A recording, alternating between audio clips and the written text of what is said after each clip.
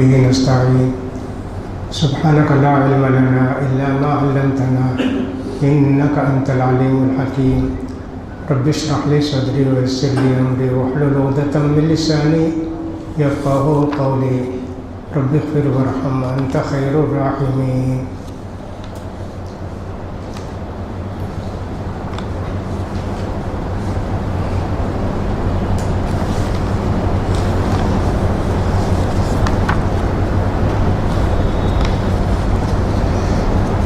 وعن ابن عمر رضي الله عنهما أن رسول الله صلى الله عليه وسلم سئل ما يلبس المحرم من الثياب قال لا يلبس القميص ولا العمائم ولا السراويلات ولا البرانس ولا الخفاف إلا أحد لا يجد نعلين فليلبس الخفين وليقطعهما أسفل من الكعبين ولا تلبسوا شيئا من الثياب مسه الزعفران ولا الورس متفق عليه واللفظ لمسلم. پچھلے درس میں حج کے تعلق سے مختلف باتیں بیان کی گئی تھیں کہ حج زندگی میں یہ ایک مرتبہ فرض ہے، بدنی عبادت بھی ہے، مالی عبادت بھی ہے. حج اللہ نے جن کو حیثیت دی ہے ان کو حج کرنا چاہیے. اب حیثیت مختلف ہوتی ہے.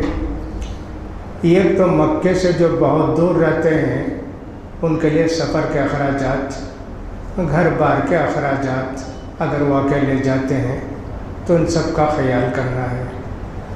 مکے سے جو قریب رہتے ہیں ان کے لیے کوئی بات ہی نہیں، نکلے 8 کو اور واپس ہو گئے 12-13 کو، ٹیکسی میں بیٹھ کے آ گئے، اونٹ پر بیٹھ کر آ گئے، کسی طرح پہنچ گئے. ان کے لیے تو استطاعت بہت آسان ہے. دور جو رہتے ہیں ان کے لیے بہت سارے مسائل ہیں. ان سب کے ساتھ ایک سہولت کوٹے کی بھی ہے، حکومت نے مقرر کر دیا، یہاں کی حکومت نے بھی اور سعودی حکومت نے بھی، کہ ایک سال ایک ملک سے اتنے ہی لوگ حج کو آ سکتے ہیں. اس میں سہولت کے خیال سے یہ کوٹا مقرر کیا گیا ہے، ورنہ کوئی اور بات نہیں. سعودی عرب عمرے کا ہو یا حج کا ویزا ہو، یہ ایک نیا پیسہ نہیں لیتا. اربوں ریال خرچ کرتے ہیں حاجیوں کے لیے، لیکن فیس نہیں لیتے، ایک پیسہ بھی نہیں لیتے. اربوں ریال، کروڑوں نہیں. اللہ اکبر، کتنے لوگ انتظام میں لگتے ہیں، بے حد و حساب لوگ لگتے ہیں. صفائی کا معاملہ کچھ بھی ہو، اربوں ریال خرچ کرتے ہیں، لیتے ایک پیسہ بھی نہیں. یہ جو معلم حضرات ہیں، ایجنٹ حضرات ہیں، یہ لوگ لیتے ہیں. سعودی عرب ایک پیسہ نہیں لیتی، اسی لیے ہمیشہ لکھتے ہیں حج یا عمرے کے ویزے میں یہ مجاناً مفت دیا گیا ہے، ایک پیسہ نہیں لیے. ابھی 3 مہینہ پہلے ایسا تھا کہ عمرے کو جانے والوں کی بہت بھیڑ ہو گئی تھی. یہ ایجنٹ حضرات 5,000 8,000 فیس لیتے تھے، 10,000 تک بھی فیس لی. فوراً بند کر دیا کہ صاحب یہ کیا طریقہ ہے. پھر اس کے بعد انہوں نے اجازت دی، ان لوگوں نے فیس کم کی. تو سعودی عرب ایک پیسہ نہیں لیتا. زیادہ لوگ آنے سے ان کی کمائی ہوگی ایسا بھی نہیں، زیادہ لوگ آنے سے ان کا خرچہ ہوتا، کوئی کمی نہیں ہوتی. اللہ کے لیے خرچ کرتے ہیں ماشاءاللہ. تو ایک استطاعت وہ بھی ہے کہ آدمی کو استطاعت ہے پیسے کی، سہولت کی، مگر کوٹے میں نام نہیں آیا. دوسری مرتبہ حج کو جانے کے لیے کوشش کیے تو حیثیت ختم ہو گئی ہوگی. اب اس کی وجہ سے دوبارہ ان پر حج کب فرض ہوگا؟ جب وہ حیثیت والے ہو جائیں. آمدن کوئی آدمی حج نہیں کیا، اللہ نے حیثیت دی، پیسہ ہے، سب کچھ ہے، آج جائیں گے کل آئیں گے، غریب ہو گئے، اب دوبارہ آپ کو حج کرنا پڑے گا. جو فرض تھا تو نہیں کیے نا، وہ فرض باقی ہو گیا آپ کے سر پر. مجبوری میں جو چلا گیا، پیسے بے حیثیت ہو گئے، ان پر فرض نہیں رہا. حیثیت رہی، فرصت رہی، سب سہولت رہی اس کے باوجود حج نہیں کیا، بعد میں غریب ہو گئے تو گویا ان پر حج اب بھی فرض ہے، کرنا ہی پڑے گا ان کو، یہی ہمارا خیال ہے۔ تو حج اللہ کے رسول صلی اللہ علیہ وسلم نے صرف ایک مرتبہ کیا۔ 8 ہجری کو مکہ فتح ہوا، 9 ہجری کو اللہ کے رسول صلی اللہ علیہ وسلم صحابہ اکرام کے ساتھ حج کو تشریف لے گئے۔ جو مہینے 4 مہینے عزت و احترام کے ہیں، ان مہینوں کے اندر عرب کے لوگ لڑتے وڑتے نہیں تھے، ان مہینوں کا احترام کرتے تھے۔ ان کی کمائی ہوتی تھی لڑائی سے، تجارت، کاروبار، لڑنا، ایک دوسرے قبیلے کو لوٹنا، یہ بھی تھا۔ ذی قعدہ، ذی الحجہ، محرم، 3 مہینے تجارت تو کرتے، مگر لڑائی سے جو مال حاصل ہوتا تھا وہ نہیں۔ اب اس لیے ان لوگوں نے طے کیا یہ 3 مہینے ہیں نا، ذرا ان کو عدل بدل کر دیں۔ ذی الحجہ کے مہینے میں حج آتا ہے نا، ربیع الاول کے مہینے میں کر دیں، ربیع الاول کو ہٹا کے ذی الحجہ، ذی الحجہ کو ہٹا کے ربیع الاول، ایسا کر دیں۔ اس کو نسی بولتے، سورہ توبہ میں اس کا ذکر ہے۔ آگے پیچھے کرتے تھے مہینوں کو، اس لیے بھی اللہ کے رسول کبھی حج نہیں کی۔ اور کعبے کا طرف بت تھے، 8 ہجری سے پہلے، فتح مکہ سے پہلے نہیں کیے۔ کعبہ جب پاک ہو گیا بتوں سے، اور ٹھیک حج ذی الحجہ میں پڑا، 9 ذی الحجہ کو عرفات، تب اللہ کے رسول نے حج کیا اور اعلان کیا کہ دیکھو زمانہ ٹھیک اپنے اس حساب میں آ گیا جیسے اللہ نے پیدا کیا، اب آگے پیچھے نہیں، اب ٹھیک، اب ایسے ہمیشہ چلے گا، الحمدللہ ویسے ہی چلتا ہے۔ اللہ کے رسول صلی اللہ علیہ وسلم جب حج کا ارادہ کیے تو اعلان کر دیے جو بھی حج کو آنا چاہتے ہیں، بہت سارے لوگ، عورت، مرد، بچے، بوڑھے، بہت لوگ آئے۔ آج سمجھے کہ 30 لاکھ آدمی قریب حج میں جمع ہوتے ہیں۔ اتنی سہولتیں تب بھی تکلیف ہوتی ہے۔ جب اللہ کے رسول صلی اللہ علیہ وسلم حج کیے تب بھی تو کافی لوگ تھے، 1 لاکھ سے زیادہ تھے، مکہ ویران تھا، کیسے رہتے ہوں گے وہ، کیا کیے ہوں گے، کیسے کھائے، کیسے پیے، وضو کیسے کیے، نہائے، سب عجیب و غریب معلوم ہوتا ہے۔ صبر ہو تو ہر کام آسان ہوتا ہے، صبر نہ ہو تو پریشانی زیادہ ہوتی ہے۔ صحابہ اکرام کے اندر صبر تھا، اتنے لوگ کر کے بھی حج تکلیف میں نہیں تھے، پینے کے لیے پانی کہیں سے حاصل کر لیتے، ضرورت پر پیتے، بڑی آسانی کے ساتھ حج ہو گیا ان کا۔ تو نبی کریم صلی اللہ علیہ وسلم نے حج کیا تو اس کی پوری تفصیل ایک حدیث کے اندر آتی ہے، جس کو جابر بن عبداللہ رضی اللہ تعالیٰ عنہ کی حدیث کہتے ہیں۔ دوسرے صحابہ نے بھی سچ کو بیان کیا اس حدیث کو، لمبی حدیث، پورا حج کا واقعہ بیان کی۔ اللہ رب العزت نے دنیا کو پیدا کر کے مکے کو مقدس بستی قرار دیا، مبارک بستی قرار دیا، اور اس مکے میں کعبے کو ساری دنیا کے لیے قبلہ قرار دیا۔ یہ اللہ کی مشیت۔ آج بھی سارے دنیا کا مقدس مقام، متبرک مقام مکہ ہی ہے، کعبہ ہی ہے۔ پیارے نبی صلی اللہ علیہ وسلم جہاں دفن ہیں وہ بھی بڑی مبارک جگہ ہے۔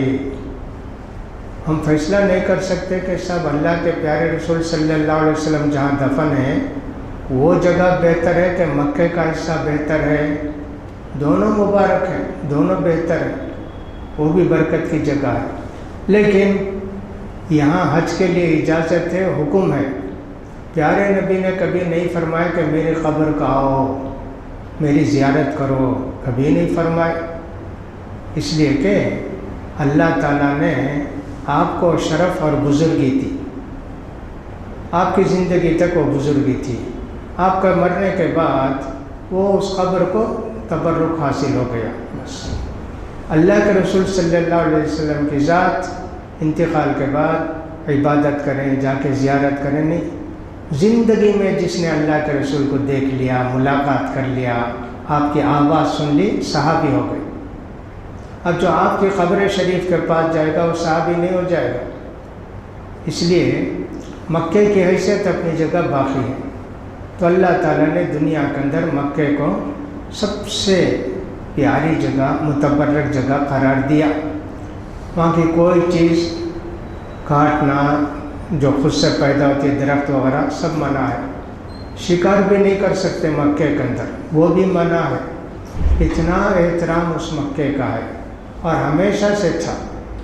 تو بہرحال نبی کریم صلی اللہ علیہ وسلم نے حج کا ارادہ کیا، آپ نکلے، مدینے سے نکلے، یوں سمجھیے کہ ذی القعدہ کی 25 تاریخ رہی ہوگی، نکل کے ذوالحلیفہ جو مدینے سے قریب کی جگہ تھی وہاں آئے۔ پورے صحابہ صحابیات سب آ کے وہاں احرام باندھے، جو پہلے سے باندھے ہوں گے وہاں سے آ کے نیت کی، لبیک سب لوگ وہیں سے پڑھے ذوالحلیفہ۔ آج بھی جو لوگ مدینے سے مکے کو عمرے کے لیے جاتے ہیں، حج کے لیے جاتے ہیں، لبیک وہیں سے پڑھتے ہیں ذوالحلیفہ سے۔ الحمدللہ اتنے لوگ۔ اب ذوالحلیفہ میں جب آئے تو اللہ کے پیارے رسول صلی اللہ علیہ وسلم حضرت ابوبکر صدیق رضی اللہ تعالیٰ عنہ کی بیوی اسماء بنت عمیس زچگی ہو گئی ان کو۔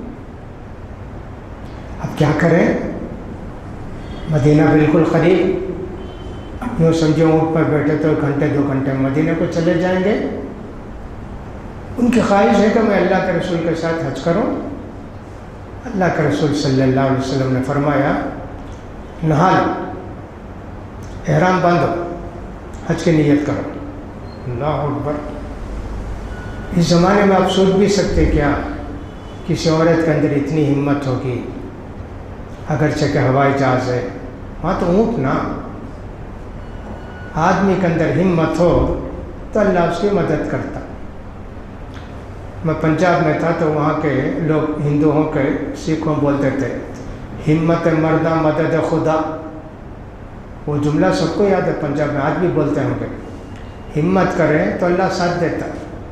تو بہرحال کتنا تعجب ہوتا ہے حضرت ابوبکر صدیق رضی اللہ تعالیٰ عنہ کے اہلیہ پر کہ زچگی ہوئی، نہائے، احرام پہنے، روانہ ہو گئے مکے کو۔ اللہ اکبر، کتنی ہمت تھی اور کتنی قربانی دین کے لیے دیے۔ اسی لیے اللہ تعالیٰ نے کہا رضی اللہ عنہ ورضوا عنہ، اللہ ان سے راضی ہو گئے اور وہ بھی اللہ سے راضی ہو گئے اس کا انعام پا کر۔ یہ ہے قربانی دین کے لیے۔ ہمارے یہاں دیکھیں ذرا کچھ پریشانی ہوتی ہے، لوگ کس قدر پریشان ہوتے ہیں۔ جمعہ کا دن ہے، لوگ آتے ہیں، اے سی میں بیٹھنے کی خواہش، کچھ بھی ہو جائے اندر ہی آئیں گے، دیر سے بھی آئیں گے اندر آئیں گے، عجیب معلوم ہوتا ہے۔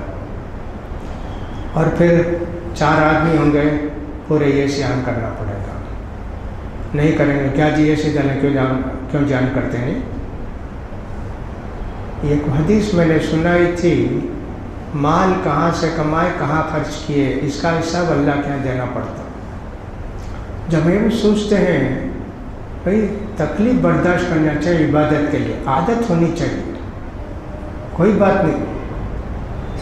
حضرت عمر رضی اللہ تعالیٰ عنہ کہتے تھے ایاکم التنعم وزی العاجم، ناز و نعمت کی زندگی چھوڑو جی۔ حضرت عمر کیا دنیا کے سب سے بڑے بادشاہ کیا اے سی میں تھے، کیا محل میں تھے، کیا مخمل کے اور ریشم کے کپڑے پہنتے تھے، کیا پھٹے پرانے کپڑے جوتے جی، پیوند کتنے لگے تھے، کھاتے کیا تھے۔ اللہ اکبر، یہ حضرت عمر کی زندگی۔ کہا کہ ناز و نعمت کی زندگی چھوڑو، سختی برداشت کرنے کی عادت ڈالو، دین کے معاملے میں ایسے ہونا۔ اس لیے حج کو جو لوگ جاتے ہیں، کچھ لوگ ٹور میں جاتے ہیں، ہر طرح کا آرام، حرام نہیں ہے، ناجائز نہیں ہے، جا سکتے ہیں، اور کچھ لوگ تکلیف اٹھا کر جاتے ہیں۔ اگر کوئی پوچھے دونوں میں سے کس کا حج افضل ہے، جو حج کمیٹی سے جاتے ہیں تکلیف اٹھا کے، ان کا کہ ٹور سے جو جاتے ہیں ان کا حج افضل ہے، میں یہ نہیں کہہ سکتا کہ صاحب ان کا افضل ہے، ان کا افضل ہے۔ جو اللہ کے لیے محنت کریں گے، جن کی نیت خالص ہوگی، ان کا حج اللہ کے یہاں مقبول ہے۔ ابن قیم رحمۃ اللہ علیہ موازنہ کرتے ہیں، کمپیئر کرتے ہیں۔ ایک آدمی جس کو اللہ نے نعمت دی، وہ آدمی جو عبادت کرتا ہے، ایک آدمی جس کو اللہ نے فقر و فاقے میں رکھا، وہ عبادت کرتا ہے، دونوں میں کس کی عبادت افضل ہے؟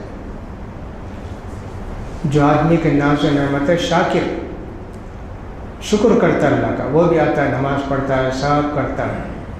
دوسرا آدمی فقر و فاقے میں صابر، صبر کرتا ہے۔ تو کہتے ہیں ابن قیم مقابلہ کر کے، جو صابر ہے اس کا اجر زیادہ ہے شاکر سے زیادہ۔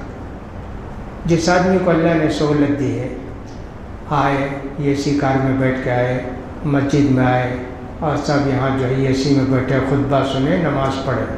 دوسرا آدمی گھر سے چل کر آیا، پیدل آیا، دھوپ میں آیا، وہ بھی آیا مسجد میں نماز پڑھا، تو کہتے ہیں اس کو کتنی تکلیف ہے۔ اسی طرح سردی کے دن میں ٹھنڈے پانی سے وضو کرنا، مسجد کو آنا، نماز پڑھنا۔ وہ آدمی کے ساتھ اے سی میں ہے، گرم رات پر سویا اور مسجد میں آ کر پڑھا۔ یہ مقابلہ کرتے بہت ساری چیزوں میں کر کے کہتے ہیں فقیر صابر، فقیر صابر افضل ہے غنی شاکر سے۔ دونوں شکر بھی ادا کیا نعمتوں کا، وہ صبر کیا۔ تو اس طرح ناز و نعمت کی زندگی سے اللہ کے حضرت عمر نے منع کیا اور کہا کہ یہ جو عجمیوں کے لباس ہوتے ہیں نا، اس سے بچو، اپنا ڈریس ایک رکھو، ہماری ایک علامت ہونی چاہیے، مسلمانوں کا لباس ہونا چاہیے، لباس دیکھ کے پہچانے مسلمان ہیں۔ حضرت عمر کسی زمانے میں بولے۔ تو میں یہ کہہ رہا تھا کہ عبادت کے لیے صحابہ کرام کے اندر یہی چیز تھی، قربانی دیتے تھے، تکلیفوں کو برداشت کرتے تھے۔ گرمی کے دنوں میں جاتے تھے جہاد کے لیے، مکہ فتح کیے تو گرمی کے دن نا، رمضان کا مہینہ، سفر میں روزہ بھی رکھتے تھے۔ مکے سے قریب جب پہنچے تو اللہ کے رسول صلی اللہ علیہ وسلم نے کہا اب روزہ نہیں رکھنا چاہیے، گرمی کے دن، رمضان کا مہینہ، مکہ فتح کرنے جا رہے ہیں، روزہ بھی رکھنا۔ کیسے برداشت کرتے تھے وہ لوگ، اسی طرح ہم کو بھی برداشت کرنا چاہیے۔ رمضان کا مہینہ گرمی میں پڑتا ہے، برداشت کرنا چاہیے، روزہ رکھنا چاہیے، ثواب زیادہ ملے گا۔ اگرچہ کہ حدیث میں یہ بھی ہے کہ ٹھنڈی کے دنوں میں رمضان ہے تو مفت کی غنیمت، مفت کا رمضان سمجھو، غنیمت باردہ اس کو کہتے ہیں۔ تو میں کہہ رہا تھا حضرت اسماء بنت عمیس کو زچگی ہو گئی، اس کے باوجود وہ لنگوٹ کس کے سوار تیار ہو گئے حج کے لیے۔ ماشاء اللہ، کیسی مائیں تھی ہماری اور کیسی بہنیں تھیں ہماری، دین کے لیے کتنی بڑی قربانی دی۔ اب اس وقت بہت سارے واقعات پیش آئے۔ ایک واقعہ تو یہ پیش آیا کہ اللہ کے رسول صلی اللہ علیہ وسلم نے ایک آدمی کو سنا، لبیک ان شبرما، میں شبرما کی طرف سے حج کرتا ہوں۔ اللہ کے رسول نے پوچھا کون جی شبرما؟ کہ میرا ایک دوست مر گیا، اس کی طرف سے حج کرتا ہوں۔ تمہارا حج کیے؟ کہا نہیں۔ کہا پہلے تمہارا حج کرو جی، بعد میں شبرما کا کرو۔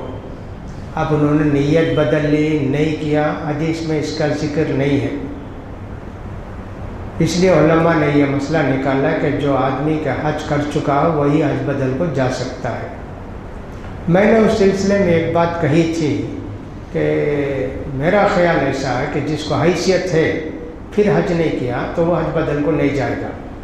جس کو حیثیت نہیں ہے، اس پر حج فرض نہیں ہے، وہ دوسروں کی طرف سے حج بدل کو جا سکتا ہے۔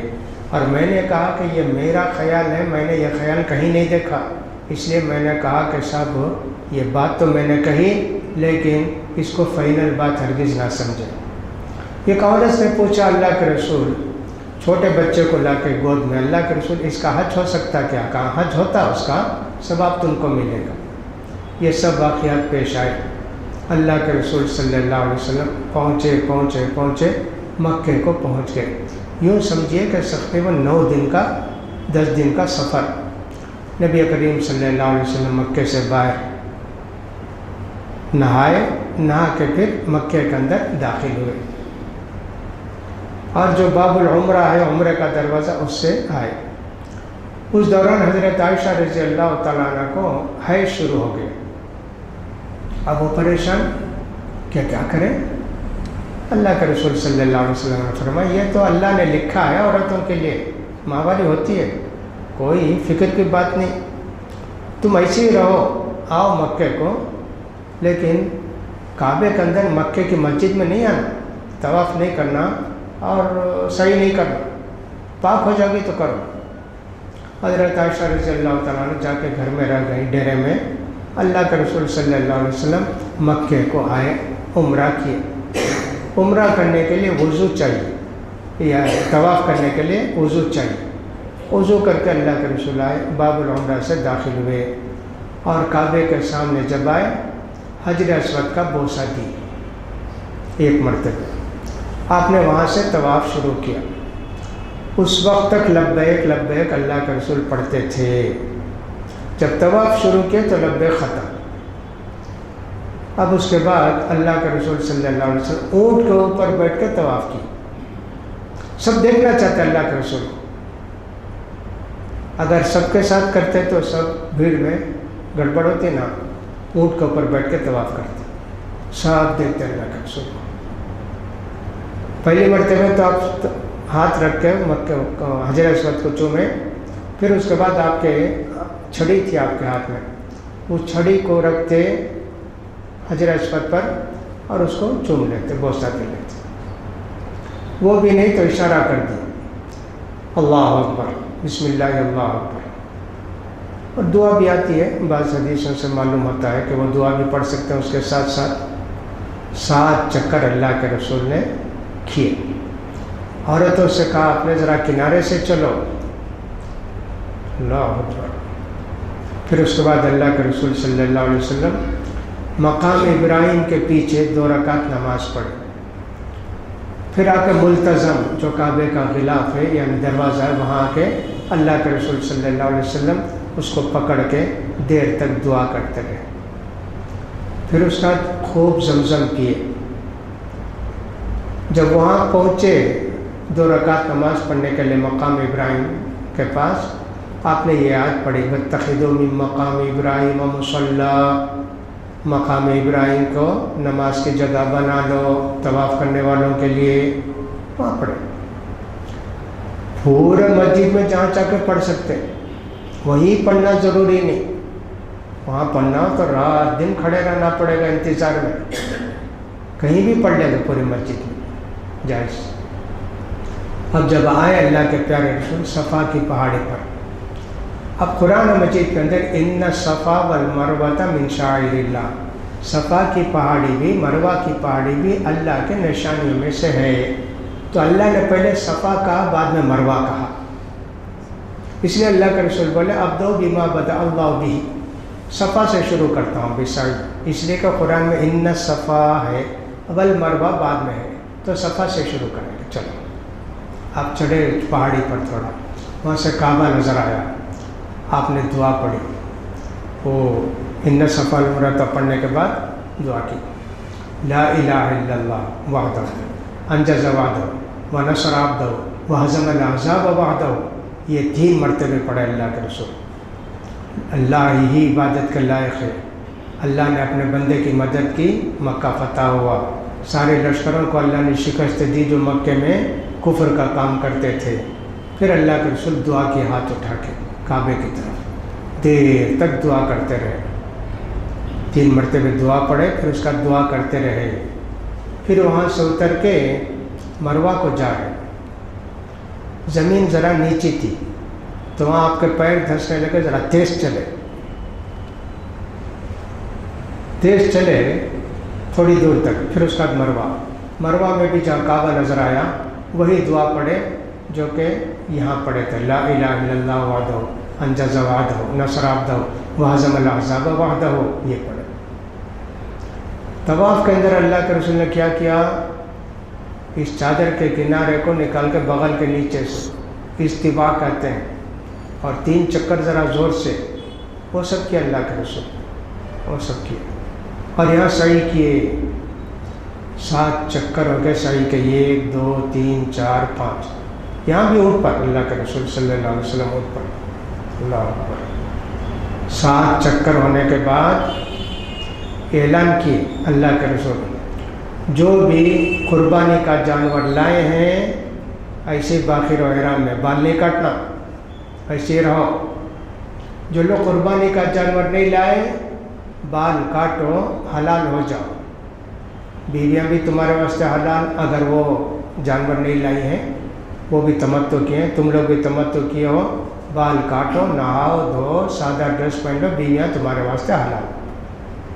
تو بہت سارے لوگوں نے ویسے ہی کیا، جو بھی لائے تھے جانور وہ حلال نہیں ہوئے۔ اللہ کے رسول بھی لائے تھے اونٹ، حضرت علی بھی یمن سے لائے تھے اونٹ، 100 اونٹ سب۔ تو باقی حضرت فاطمہ جانور نہیں لائے تھے، حضرت فاطمہ حلال ہو گئی۔ حضرت علی یمن سے آئے تھے، جانور لائے تھے، حضرت علی حلال نہیں ہوئے۔ حضرت فاطمہ کے پاس آ کر دیکھا تو حضرت فاطمہ بناؤ سنگار کر کے ہیں۔ حضرت علی کو غصہ آیا، کیا یہ حج کے دنوں میں بناؤ سنگار؟ کہا کہ ابا بولے، اللہ کے رسول بولے حلال ہو گئی۔ اللہ کے رسول کے پاس جا کے معلوم کہ تو ہاں، جو لوگ قربانی کا جانور نہیں لیے طواف کرنے کے بعد حلال ہو گئے۔ ایسے حضرت فاطمہ بھی حلال ہو گئی۔ صحابہ کرام ویسے ہی تھے۔ اللہ کے رسول مکے میں نماز پڑھاتے تھے، قصر کرتے تھے، ظہر بھی، عصر بھی، عشاء بھی۔ بول دیتے بھئی ہم لوگ سفر مسافر ہیں، تم لوگ پوری نماز پڑھو۔ مکے والے پوری نماز پڑھتے تھے۔ اب اللہ کے رسول جب وہاں 3 دن 4 دن تھے، اگر 4 کی صبح کو 5 کی صبح ہے تو 5 6 7 8 کو صبح کو نکل گئے، 3-4 دن مکے میں تھے۔ اس وقت طواف کرتے تھے۔ یہ تو ثابت ہے کوئی بھی صحابی عمرے کو گئے کیا مکے سے، ثابت نہیں ہے۔ 4 دن تھے مکے میں صحابہ کہ جا کے مسجد عائشہ سے، تنعیم سے جا کے عمرہ کریں، ایسے کسی سے ثابت نہیں ہے۔ اگر مکے میں رہ کے باہر والے عمرہ بار بار کرنے کا ثواب ہوتا تو جاتے نا۔ آج کل جتنے حاجی جاتے ہیں 100 میں 80-90% ایک دن کو 3 عمرے 4 عمرے کرتے، اور ہمت رہنے والے 10 عمرے کرتے، لکھ کر لاتے اتنی بڑی لسٹ، ایک دن کو 4 عمرے 5 عمرے 6 عمرے 7 عمرے کرتے رہتے۔ آئے عمرہ کیا 2-3 گھنٹے پھر گئے عمرے کو، آئے پھر گئے۔ ہاں ٹیکسی موجود ہے، چھوٹا عمرہ بڑا عمرہ، چھوٹا عمرہ بڑا عمرہ چیختے رہتے۔ 5 ریال 10 ریال دے دے، لے کے وہاں جا کے احرام بدل کے پھر شروع کر دے عمرہ۔ تو ہم کہتے ہیں کہ اللہ کے رسول کے ساتھ اتنے صحابہ تھے، اللہ کے رسول بھی تھے، کوئی عمرہ کیے کیا؟ کوئی عمرہ نہیں کی۔ تو بہرحال اللہ کے رسول صلی اللہ علیہ وسلم ایسے ہی تھے، اور جو بھی قربانی کا جانور لائے تھے وہ احرام کی حالت میں باقی تھے۔ 8 تاریخ کو جو لوگ حلال تھے وہ بھی احرام باندھے، اور اللہ کے رسول بھی احرام باندھے۔ احرام تھا نا آپ کا، اسی حالت میں پھر آپ روانہ ہو گئے 8-9-10 بجے سمجھیے، مینا کے لیے روانہ ہو گئے۔ حضرت عائشہ اب بھی پاک نہیں ہوئی، اب چلو عمرے کو، حج کو چلو، عمرہ تو ہوا نہیں نا، چلو حج کو چلو۔ گئے مینا پہنچے اللہ کے رسول صلی اللہ علیہ وسلم۔ ظہر کی نماز 2 رکعت، عصر 2 رکعت، مغرب 3 رکعت، عشاء 2 رکعت، فجر 2 رکعت، اتنی نمازیں 5 نمازیں پڑھیں۔ اس کے بعد جب سورج ذرا بلند ہو گیا تو بولے چلو بھی اب عرفات کو چلنا ہے۔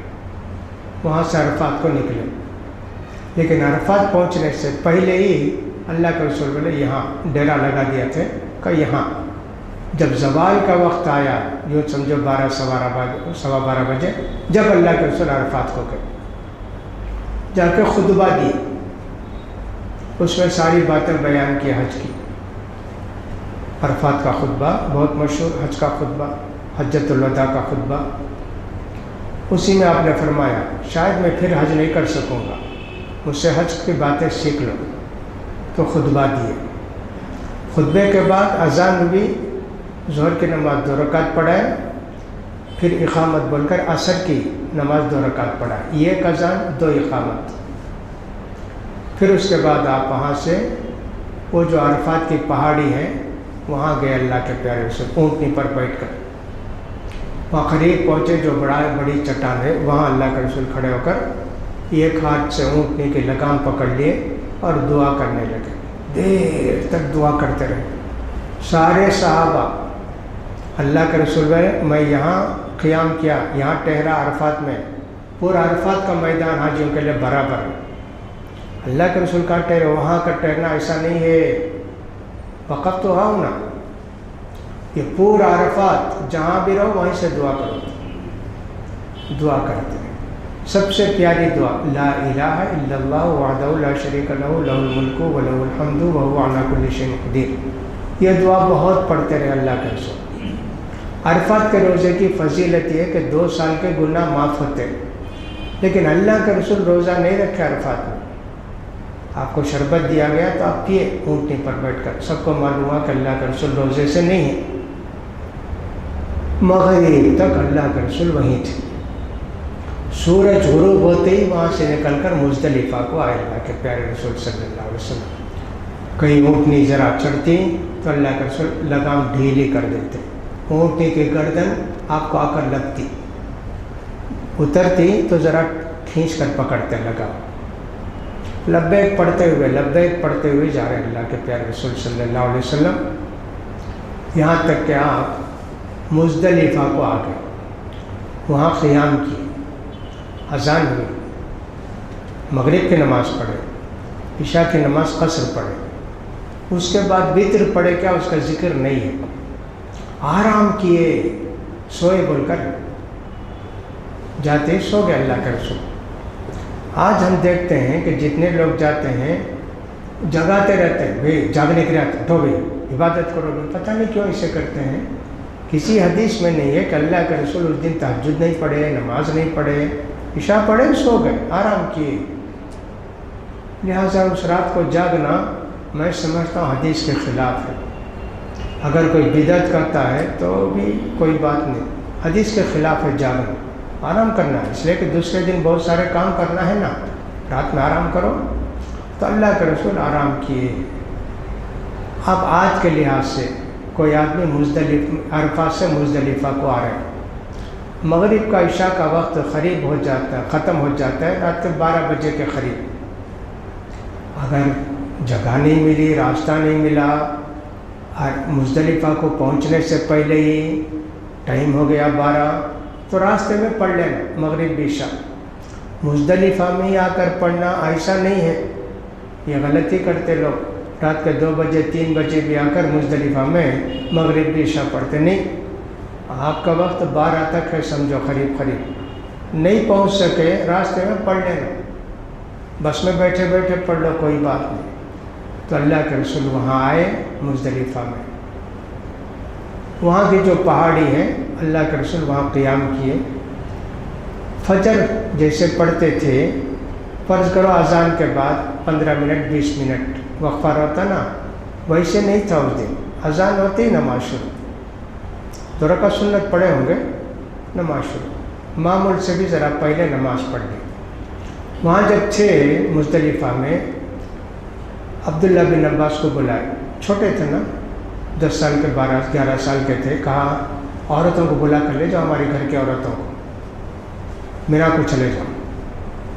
تو بہت ساری عورتیں، حضرت سودا رضی اللہ عنہ موٹی بھی تھیں، ان کے علاوہ بہت ساری عورتوں کو لے کر چلے گئے، سب رات نکل گئے، یہ سمجھو کہ رات کے 10-11 بجے نکل گئے مینا کے لیے، صبح میں بھیڑ ہو جائے گی نا، تو عورتوں کو اور بزرگوں کو، بڑے عمر والوں کو اجازت ہے رات میں چلے جاؤ، مزدلفہ میں پوری رات رہنا ضروری ہے۔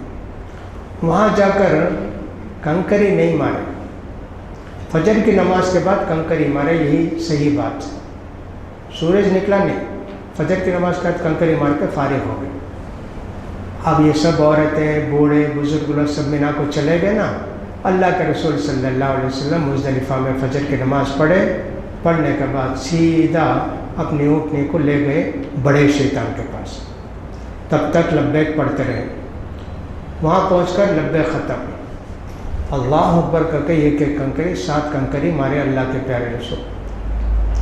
چنا ہوتا نا اتنی بڑی کنکری، وہ کنکری مارے اللہ کے پیارے رسول صلی اللہ علیہ وسلم، اللہ اکبر کا کر کے مارتے تھے۔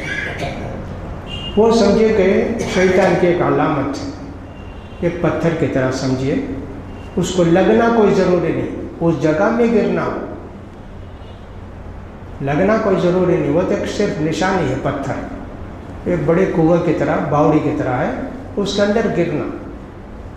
تو کنکری مارے اللہ کے پیارے رسول، اس کے بعد اللہ کے پیارے رسول جانور کاٹے، بال نکالے، پھر مکے کو گئے، طواف افاضہ کیے۔ یہ رکن حج کا، نہیں کرے تو حج نہیں ہوتا، عرفات میں نہیں ٹھہرے تو نہیں ہوتا۔ تو اس کے بعد پھر اللہ کے رسول مینا کو آ گئے۔ یہاں اللہ کے رسول ہی نماز پڑھاتے تھے، قصر کی نماز پڑھاتے تھے، قصر کر کے نماز پڑھاتے تھے اللہ کے پیارے رسول۔ آپ نے فرمایا جو بھی مکے کو جاتے واپس آ جاؤ رات میں، تو صاحب آپ نے فرمایا، تو اللہ کے رسول 10، 11، 12، 10 کو تو آ گئے نا، 13 تک تھے۔ اس کے بعد کنکری مار کر پہلے دن تو جو ہی پہنچے کنکری مارے، دن چڑھ گیا تھا، سورج تو وہیں، سورج نکلنے سے پہلے 5-10 منٹ ہے، 15 منٹ ہے، مزدلفہ چھوڑ کر نکل گئے۔ راستے میں تھوڑی دور میں سورج نکل گیا، آ کر کنکری مار دی۔ اس کے بعد قربانی کیے، بال نکالے، اور اس کے بعد طواف افاضہ بھی کر لیے۔ اب حکم یہ ہے کہ آپ نے کنکری مار دی، قربانی کر دی، آپ حلال ہو جاتے، نہاؤ، کپڑے بدل لو، عطر لگا لو، بیوی ایک حلال نہیں، باقی سب حلال۔ طواف کرے بعد ہی بیوی حلال، باقی سب حلال۔ اللہ کے رسول کا حکم ایسا۔ تو برا اللہ کے پیارے رسول صلی اللہ علیہ وسلم طواف افاضہ کر کے واپس ہوئے۔ اب جو لوگ کہ تمتع کرتے انہیں دوبارہ سعی کرنا، البتہ قران افراد کرنے والا اگر پہلے سعی کر لیے تو خالی طواف کافی ہے، سعی کی ضرورت ہے، ایسا حکم۔ اب کون کرتے؟ قران بھی کرتے نہیں اور سب افراد بھی کرتے نہیں، سب تمتع کرتے، سعی بھی کرنا چاہیے ان کو، رات میں آ جانا چاہیے، خود جانور کاٹے یا کسی کے کہا کے جانور کٹوائے، دونوں جائز ہے۔ آج کل تو بینک کی سہولت ہے، بینک میں پیسہ بھر دے تو وہ لوگ انتظام کرتے ہیں۔ کنکری مارنے کے لیے آپ خود جا سکتے ہیں، بہت اچھی بات ہے۔ نہیں جا سکتے کسی کو بتا دیں کہ سب میری طرف سے کنکری مارو، اپنی 7 کنکری پہلے ماریں گے پھر آپ کی کنکری ماریں گے، اس کی سہولت ہے۔ تو پہلے دن تو صرف ایک شیطان کو کنکری مارتے، دوسرے تیسرے دن 3 شیطان کو مارتے، چھوٹے، درمیانی، بڑے شیطان کو۔ دوسرے دن اللہ کے رسول جب چھوٹے شیطان کو مارے کنکری، تھوڑی دور جا کے بائیں طرف کھڑے ہو کر کعبے کی طرف دعا کرے، بہت دیر تک دعا کرتے رہے۔ پھر اس کے بعد درمیانی شیطان کے پاس گئے، اس کو بھی 7 کنکری مار کے وہی بائیں طرف تھوڑی جگہ وہاں کھڑے ہو کر دیر تک دعا کرتے رہے۔ پھر تیسرے شیطان کو کنکری مارے، نہیں کھڑے وہاں، سیدھا مکے کو چلے گئے، جا کے طواف افاضہ کر کے آئے۔ تیسرے شیطان کنکری مار کے واپس آ گئے۔ پہلے دن تو صرف ایک کو نہ، یہ دوسرے دن کی بات، مکے کو جانے کی ضرورت نہیں نا۔ اگر کوئی آدمی کنکری دن میں نہیں مار سکا، رات تک بھی ٹائم ہے، مار سکتا۔ بھیڑ میں بہت بھیڑ رہتی ہے، اب تو بہت اچھے انتظامات ہو گئے۔ 2002 میں بھی میں گیا تھا نا، تب بھی اتنے اچھے انتظامات نہیں تھے، تکلیف ہوتی تھی۔ اب معلوم ہے ماشاءاللہ بہت اچھا انتظام ہے، کئی درجے ہو گئے، آپ جا کر آسانی سے کنکری مار سکتے ہیں، بڑی سہولتیں کر کے رکھیں الحمدللہ۔ تو یہ حج اللہ کے رسول 3 دن مکے میں رہے، اب وہاں مینا میں رہ کر مکے کو آئے۔ اب جانا ہے مدینے کو، طواف وداع، آخری کون بھی حج کرے تو طواف وداع کر کو جانا، کہیں سے بھی کوئی بھی آئے، طواف وداع آخری طواف۔ اب جب جانے کا وقت ہوا، حضرت آتے وقت حضرت عائشہ کو ہے شروع ہو گیا، عرفات پہ پہنچے تو حضرت عائشہ پاک ہوئی، فوراً نہا دھو کے جو احرام کے کپڑے بدل لی، ہو گیا۔ اب اس کے بعد آئے اللہ کے پیارے رسول، مکے کو آ گئے، سب ہو گیا نا۔ اب 2 باتیں ہوئی، ایک بات تو یہ ہوئی کہ اللہ کے رسول نے کہا حضرت عائشہ چلو، حضرت عائشہ بولی آپ لوگ 2 طواف کیے، میں ایک ہی طواف کی، میری خواہش ہے اور ایک طواف کرنے کی، عمرہ کرنے کی۔ بولے سب ہو گیا تمہارا آج کمپلیٹ، کیا بھی فکر نہیں میری خواہش ہے۔ عبد الرحمن آؤ جی، ان کے بھائی کو بلائے، تمہاری بہن کو لے جاؤ، لے جا کے ان کو عمرہ کراؤ۔ تنعیم ایک جگہ ہے مکے سے، وہاں سے مکہ ختم ہو کر باہر کی باؤنڈری، وہاں جا کر حضرت عائشہ احرام بن کے آئی، آ کر طواف کی، سعی کی، بال کاٹے، آئے استاد اللہ کے رسول کے پاس آئے، تسلی ہو گئی؟ اللہ چلو جی اب دیکھو حضرت عائشہ عمرہ کی، باقی کوئی نہیں کی، کیونکہ حیض کی حالت میں تھے، نہیں کر سکے، اب دوبارہ عمرہ کی۔ ان کے ساتھ عبد الرحمن بن عوف گئے نا، اگر وہاں سے عمرہ ہوتا تو اللہ کے رسول ان سے بولتے تم کرو بھائی، عبد الرحمن تم بھی کرو، نہیں بولے نا۔ اس لیے مکے میں ہم لوگ جا کر عمرہ کرتے نا، اس کا کوئی ثبوت کہیں نہیں ملتا، کیسا دیکھے تو بھی۔ کچھ لوگ اجازت دیے کرتے ہیں لیکن اس کا ثبوت نہیں ہے۔ اب جانے کی تیاری ہو گئی نا، ایک دوسری خبر ملی، اللہ کے پیارے رسول صلی اللہ علیہ وسلم کی ایک بیوی صفیہ، ان کو ہے شروع ہو گیا، آتے وقت حضرت عائشہ کو اور جاتے وقت حضرت صفیہ کو۔ ابھی طواف وداع نہیں کرے، طواف وداع کرنا ضروری تھا۔ لوگوں نے کہا اللہ کے رسول آپ تو کہتے ہیں چلنے کے لیے، صفیہ کو تو ماہواری شروع ہو گئی۔ اچھا وہ طواف افاضہ کر لی کیا؟ ہاں کری، جب چلو کوئی بات نہیں، تو مجبور کوئی عورت ہو طواف افاضہ کے لیے، طواف وداع کے لیے، طواف وداع کے بغیر جا سکتی ہے۔ اگر میں نے آپ نے یہ کام کیا، ایک بکری کاٹنا، ایک جانور کاٹنا، بغیر طواف وداع کے مکے سے نکل گئے تو ایک جانور کاٹنا، اس کا خیال کرنا چاہیے۔ تو اب اللہ کے رسول نکلا کل مکے سے مدینے کو روانہ ہو گیا اپنے پورے قافلے کے ساتھ، سارے لوگ جدھر جدھر جانا تھا سب گئے، لیکن سب طواف وداع کر کے گئے۔ حضرت جابر رضی اللہ تعالیٰ کی پوری لمبی حدیث آتی ہے کہ کیا کیا ہوا واقعہ، بڑی تفصیل کے ساتھ یہ حدیث بیان کیا محدثین نے، لہٰذا حج کی پوری باتیں اس کے اندر آ جاتی ہیں۔ تو ابھی ایسا ہوتا ہے کہ صاحب ہماری فلیٹ رہتی ہے، کوئی عورت ایسی ہے کہ صاحب اس کو حیض شروع ہو گیا، طواف افاضہ نہیں کی، طواف وداع نہیں کی تو اجازت ہے نا، طواف افاضہ ہی نہیں کی، اب ماہواری اس کو ہے، فوراً فلیٹ میں تاریخ بدل دیتے، وہ ہمیشہ کرتے، کیا بھی فکر ہی نہیں اس میں، فلیٹ چینج کر دیتے، اچھا 3 دن کے بعد، آج فلیٹ نہیں تمہاری 3 دن کے بعد رکھتے، ایسا فرض کرو کوئی چانس ہی نہیں جانا ہی پڑے گا، اسی لنگوٹ کی حالت میں وہ لنگوٹ کس کے طواف افاضہ کر لے گی، نماز نہیں پڑھے گی، طواف افاضہ کر لے گی، یہ ہوگا۔ تو یہ ساری باتیں حدیث کے اندر آئی۔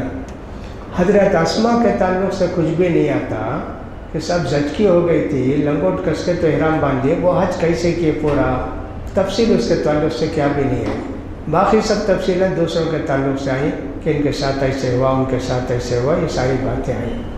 حج کی پوری حدیث اس کے اندر آ گئی۔ جو لوگ حج کو جانا چاہتے ہیں پہلے احکام سیکھیں، حج کے کیا کیا احکام ہیں، اس کے بعد حج کریں۔ لوگ حج کے احکام سیکھتے نہیں، حج کو چلے جاتے ہیں۔ اللہ کے رسول نے فرمایا والحج المبرور لیس لہ جزاء الا الجنہ، پاک صاف شریعت کے مطابق جو حج کرتا ہے اس کے سارے گناہ معاف ہو جاتے ہیں، اس کو جنت ملتی ہے۔ وہ جب لوٹتا ہے تو ایسے لوٹتا ہے جیسے اسی دن پیدا ہوا بچہ، گناہوں سے پاک۔ لہٰذا حج کو جانے والوں کے یہ سارے خیالات ہونے چاہیے، ساری باتوں کا خیال کرنا چاہیے۔ جو بھی آدمی حج کے لیے تمنا رکھتا ہے اللہ تعالیٰ اس کی تمنا کو، خواہش کو پوری کرتے ہیں، یہ بھی یاد رکھیں۔ جن کے دل میں تمنا نہیں ہے، کروڑوں روپیہ ہو کر بھی حج نہیں کرتے، اللہ صرف ان کو دل میں ان کو توفیق دیتا ہے جن کے دل میں مکے کی خواہش ہے، حج کی خواہش ہے، سب کو وہ توفیق نصیب نہیں ہوتی۔ کتنے لوگ ایسے ہیں حج کرے نہیں، کتنے سال ہو گئے، 10 سال 12 سال ہو گئے حج فرض ہو کر، بڑے بڑے مالدار ہیں، نہیں جاتے۔ حالانکہ پرانے زمانے میں 3 مہینہ تھا، ابھی تو آپ 10 دن کے اندر آپ حج کر کے آ سکتے، 15 دن میں آج آپ کر آ سکتے، سہولتیں ویسی ہو گئی۔ عام طور پر 30 35 40 دن ہے فلیٹ میں، لیکن کوئی آدمی 10 دن میں حج کر کے آنا چاہتا ہے تو اس کے لیے بھی ٹریول والے انتظام کرتے ہیں، ٹھیک آپ کے لیے صرف 10 دن میں پورا آپ کو واپس کر دیتے، اتنا رہ کر بھی لوگ حج کو نہیں جاتے، بڑی افسوس کی بات ہے۔ تو حج زندگی میں ایک ہی بار فرض، مالی عبادت بھی بدنی عبادت بھی، یہ اللہ کا کرم۔ اللہ کے رسول صلی اللہ علیہ وسلم عرفات میں جب خطبہ دے رہے تھے تو فرمائے یا ایھا الناس کتب اللہ علیکم الحج فحجوا، لوگوں اللہ نے تم پر حج فرض کیا ہے، حج فرض کرو، حج کرو۔ ایک صحابی اٹھ کر پوچھے افی کل عام یا رسول اللہ، ہر سال حج کرنا کیا اللہ کے رسول؟ اللہ کے رسول جواب نہیں دیے، پھر بھی پوچھے اللہ کے رسول پھر بھی ہر سال حج کرنا کیا؟ پھر بھی آپ جواب نہیں دیے۔ تیسری مرتبہ بھی پوچھے تو اللہ کے رسول نے فرمایا میں کوئی بات بولا تو خاموش رہ جانا چاہیے، پوچھنا نہیں چاہیے۔ اگر میں بولتا ہاں جی ہر سال حج کرنا تو کرتے کیا؟ نہیں کر سکتے۔ بیکار سوال نہیں کرنا، جو کام کی بات ہے وہی پوچھنا۔ ہر سال ہوتا تو میں خود بولتا نا ہر سال حج کرو، نہیں بولا، حج کرو بولا، ہو گیا حج کر لیے۔ تو اللہ کا رسول گویا ان کو بتائے کہ بیجا سوالات نہیں کرنا۔ اب ان صحابی کا نام کچھ لوگوں نے لکھا اقرا بن حابس، وہ صحابی کا نام تھا۔ اب انہوں نے پوچھا اللہ کے رسول نے ان کو جواب دیا اور کہا تھا ایسا نہیں کرنا، تو زندگی میں یہ ایک مرتبہ حج ہے فرض، لیکن بار بار حج کرتے ہیں کوئی، تو اللہ کے رسول نے فرمایا بار بار عمرہ کرتے ہیں، بار بار حج کرتے ہیں تو اللہ تعالیٰ ان کے فقر و فاقے کو دور کرتا ہے، دولت نصیب فرماتا ہے۔ اللہ کے راستے میں خرچ کرتے ہیں نا، اس لیے اللہ تعالیٰ ان کو دولت سے نوازتا ہے۔ بار بار عمرہ کر سکتے، بار بار حج کر سکتے، لیکن جیسا کہ میں نے کہا دوسروں کے کوٹے میں حج کرنا نہیں چاہیے۔ ہر سال حج کرنے کے لیے فارم بھرتے وقت لکھتے ہیں میں کبھی حج نہیں کیا، یہ سب جھوٹ کی بات ہے، نہیں دھوکہ دینا چاہیے۔ سہولتیں دوسروں کو ملیں گی، جن پر فرض ہے ان کا حج ادا ہوگا۔ جھوٹ مت بولو، رشوت دے کے کوٹا مت خریدو، اللہ تعالیٰ کو سب کچھ معلوم ہے، تمہارا حج ایسا سب کرو گے تو قبول نہیں ہوگا۔ لہٰذا ہمارے پیارے نبی صلی اللہ علیہ وسلم نے ایک مرتبہ حج کیا اور حج کی ساری باتیں بتا دی۔ اب اللہ کے رسول صلی اللہ علیہ وسلم ترتیب کے ساتھ کام کیے، واپس آ کر پہلے شیطان کو کنکری مارے، جانور کاٹے، بال نکالے، طواف افاضہ کیے۔ لیکن لوگ آ کر اللہ کے رسول سے پوچھتے اللہ کے رسول میں سیدھا مینا سے مکے کو جا کر طواف کر لیا اللہ کے رسول، مجھے معلوم نہیں کیا ترتیب ہے، اب کیا کرنا؟ پرواہ نہیں جی، باقی کا کام کرو۔ کوئی آدمی آ کر بولے اللہ کے رسول میں آیا سیدھا جا کر جانور کاٹ دیا، ابھی کنکری بھی مارے نہیں، طواف بھی نہیں کیا، کہا کوئی بات نہیں، اب اس کے بعد یہ سب کام کرو۔ جتنے لوگ پوچھے اللہ کے رسول افعل ولا حرج، اچھا جی آگے پیچھے ہو گیا نا، پرواہ نہیں کرو۔ تو آج بھی وہی حکم ہے، لیکن سنت تو یہ ہے ترتیب کے ساتھ کیا جائے کام۔ پہلے شیطان کو کنکری مارنا، قربانی کرنا، بال نکالنا، طواف افاضہ کرنا، لیکن کوئی سہولت کے لیے اگر آگے پیچھے کرتا ہے اس حدیث کی روشنی میں جائز ہے۔ آج بھی لوگ ویسے ہی کرتے ہیں، سب ترتیب کے ساتھ کر ہی نہیں سکتے کام، اس لیے کہ آگے پیچھے ہو جاتا ہے۔ اس لیے حنفی مذہب میں لکھا ہے اگر ترتیب کے خلاف کوئی آدمی کام کیا تو ایک قربانی، ایک جانور کاٹنا، ترتیب کے ساتھ ہی کرنا، ان کے پاس ترتیب واجب ہے، ہم لوگوں کے پاس ترتیب سنت حدیث کی روشنی میں، اس لیے کہ اللہ کے رسول نے فرمایا کر پرواہ نہیں جی۔ ان کا کرنا یہ نہیں معلوم تھا کہ معلوم ہو کر کیوں کرتے بھائی، اللہ کے رسول نے جب ان کو اجازت دی تو یہ نہیں کہا کہ اس کے سوا نہیں کرنا، آئندہ نہیں کرنا، یہ نہیں بولے نا۔ اس کا مطلب ہے کہ اس زمانے میں جو بات پیش آئی وہ آج بھی پیش آئے تو ان کے لیے بھی وہی حکم ہے، قربانی کرنے کی ضرورت نہیں۔ تو بہرحال یہ ہوا، اب مکہ حج ہو گیا، مدینے کو جانا ضروری نہیں، اس کا خیال کرو، حج کو بھی مدینے کو کوئی تعلق نہیں۔ لوگوں نے حدیث گھڑ کر بیان کی، من حج فلم یزرنی فکانما جفانی، جو آدمی حج کو گیا میرے قبر کی زیارت نہیں کیا تو اس نے مجھ پر ظلم کیا، سب جھوٹی حدیثیں۔ مدینے سے حج کا کوئی تعلق نہیں، مکے کو گئے حج کیے، مکے سے گھر کو آ گئے تو آپ کا پورا حج ہو گیا۔ اللہ کے پیارے رسول صلی اللہ علیہ وسلم مسجد دیکھنے کے لیے جاتے ہیں نماز پڑھنے کے لیے آ جاتے ہیں، بالکل جائز ہے، اچھا ہے، بہتر ہے، لیکن حج کا جز نہیں سمجھنا۔ ارے حج کرے مدینے کو نہیں گئے، ایسا نہیں پوچھنا، اس لیے کہ کیا تعلق ہے مدینے کا، سب لوگ جاتے ہیں، لیکن اگر کوئی نہیں گیا تو یہ نہیں سمجھنا کہ مدینے کو گئے تو حج نہیں گئے تو حج نہیں ہوا۔ حضرت عائشہ سے معلوم ہوتا ہے کہ زمزم لے گئے مدینے کو حج کے بعد، تو زمزم لانا لے جانا ٹھیک ہے، باقی کھجور، تسبیح، جانی ماز، یہ وہ سب بیکار باتیں ہیں، وہ سب کچھ بھی نہیں ہے۔ زمزم کا ثبوت ہے کہ زمزم لے جا سکتے ہیں، واپسی پر لا سکتے ہیں، باقی کھجور بھی، تسبیح بھی، جانی ماز بھی، وہ سب کا کوئی ثبوت نہیں ہے، لہٰذا وہ سب چیزیں نہ لائیں تو بہتر ہے، اس لیے کہ اس کا کوئی ثبوت نہیں۔ اگر کوئی سمجھتا ہے سنت نہیں سمجھتا ہے، اسی کھلانے کے لیے کوئی لاتا ہے تو خیر ٹھیک ہے، کوئی سنت سمجھے کہ حج کا کام سمجھے تو بدعت ہو جائے گی۔ ہاں زمزم کے لیے اجازت ہے۔ بہت سارے لوگ کپڑے لے جا کر وہاں زمزم میں بھگا کر سکھا کر اپنے کفن کے واسطے رکھتے ہیں، کوئی ثبوت نہیں اس کا۔ کفن تیار کر کے رکھ سکتے ہیں، زمزم میں بھگا کر لا کر اس کو کرنا وہ سب جائز نہیں۔ لوگ پتہ نہیں کیوں ویسے کرتے ہیں، کیا زمزم کے پانی میں بھگو دینے سے عذاب نہیں ہوگا کیا اگر گنہگار ہیں؟ اس لیے وہ سب بھی نہیں کرنا چاہیے۔ حجر اسود کو بوسہ دینے کے لیے بھیڑ نہیں لگانا، ایک دوسرے کو دھکا نہیں دینا۔ حضرت عمر سے بولے اللہ کے رسول، عمر تمہیں ذرا طاقت والا ہے، کمزوروں کو ڈھکیلنا نہیں حجر اسود کو بوسہ دینے کے واسطے۔ حضرت عمر سے بولے اللہ کے پیارے رسول، حضرت عمر بہت احتیاط کرتے تھے۔ آج کل جنگلی لوگ آتے ہیں، بدو لوگ آتے ہیں، دھکا دینا، ڈھکیلنا، کچھ بھی یہ سب کام کرتے ہیں، نعوذ باللہ۔ کہاں کہاں سے گھستے ہیں، کیسا کیسا گھستے ہیں، سمجھ میں نہیں آتا، کتنی ہی کوشش کرو ہوتا نہیں۔ اور کچھ لوگ ایسے ہر مرتبہ لوگوں کو دھکا دے کے فلاں کر کے گھس کے ناجائز جا کے بوسہ دیتے ہیں حجر اسود، ان کا حج کیسا قبول ہوگا؟ تو لہٰذا ترتیب کے ساتھ حج کریں تو ٹھیک ہے۔ اسی طرح کنکری مارنے کے لیے، یا اچھا شیطان یہی ہے کیا، کوئی ہاتھ میں تھرماس رکھا ہے تو تھرماس اٹھا کے پھینکتا ہے، چپل اٹھا کے مارتا ہے، چھتری اٹھا کے پھینکتا ہے، اور کچھ کرتا ہے، سب جاہل لوگ۔ حج کو جو آتے آداب سیکھتے نہیں، حج کی باتیں سیکھتے نہیں، آ کے حج کرتے۔ اگر ان کا دیکھا جائے کمپیئر کر کے، مقابلہ کر کے، ان کو 70 حج کا ثواب ملے گا، 100 حج کا گناہ ملے گا۔ میں تو یہی دیکھتا، اتنا ظلم کرتے، اتنا پریشان کرتے، اتنا لوگوں کو دھوکہ دیتے، 70 ثواب ملے گا تو 100 گناہ ملتا ان کو۔ یہ سب ہم نے کئی سال دیکھا نا حج کر کے، ہر مرتبہ ایسے ہوتا ہے، ٹھگنے والے بھی ہوتے ہیں، دھوکہ دینے والے بھی ہوتے ہیں۔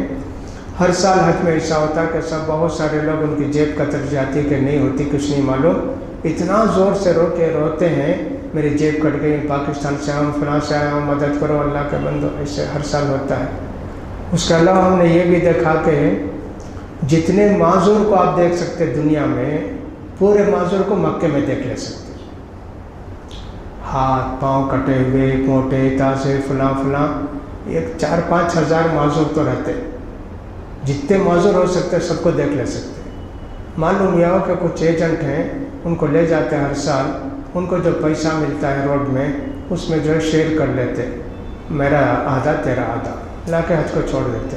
ان کو فرض کرو 5 لاکھ روپے ملے تو جانے آنے کا 1.25 لاکھ روپیہ، ان کو 1 لاکھ روپیہ دے دے، باقی 2.5 لاکھ روپیہ اٹھا لیتے۔ بوڑھا معذوروں کو بلا کر لاتے بھیک مانگنے کے واسطے، وہ لوگ بھیک مانگتے۔ یہ بھی ہم نے مکے میں دیکھا کہ سب اتنے معذور ہیں، اللہ اکبر، جس کی کوئی حد نہیں۔ کیا کیا دیکھے، مکے کو ایک مرتبہ جا کر آ جاتے ہیں تو عجیب و غریب معلوم ہوتا ہے۔ اس کے باوجود حج کو جانے کے بعد جو بھی تکلیف ہوئی لوگوں سے بیان نہیں کرنا، مکے کے لوگ بہت خراب ستائے، پریشان کرے، سب بولنا نہیں، اس میں ہماری کمی ہو جائے گی، حج کا ثواب کم ملے گا، برداشت کر لینا چاہیے سب اللہ کے لیے۔ ہمارا حج قبول ہو گیا تو بڑی بات ہے۔ بہرحال حج کی لمبی حدیث حضرت جابر بن عبداللہ کی ہے جو میں نے سنا دیا آپ کو۔ حج کی ساری باتیں ہیں، جو لوگ حج کو جاتے ہیں ان ساری باتوں کا خیال کر کے حج کی باتوں کو سیکھ کر حج کریں، زیادہ سے زیادہ ان کو ثواب ملے گا، اس کا خیال کرنا چاہیے۔ اب حج کی باتیں ختم ہو گئی، اب آئندہ ایک چہارشنبہ رہ گیا رمضان سے پہلے، ہو سکا تو رمضان کی باتیں کریں گے، یا پھر اس کے بعد بیپار، اسلام کے اندر کیا بیپار حلال ہے کیا حرام ہے اس کے تعلق سے آتا کتاب البیوع، خریدنے بیچنے کے باتیں، اس کے تعلق سے جو بھی مناسب ہوگا آئندہ چہارشنبے کو بیان کر دیں گے. پھر رمضان آ جائے گا تو پھر رمضان کے اندر بیان ہوا کریں گے. اللہ توفیق دے. وآخر دعوانا الحمدللہ رب العالمین. سبحانک اللہم و بحمدک اشہد ان لا الہ الا انت استغفرک و اتوب الیک.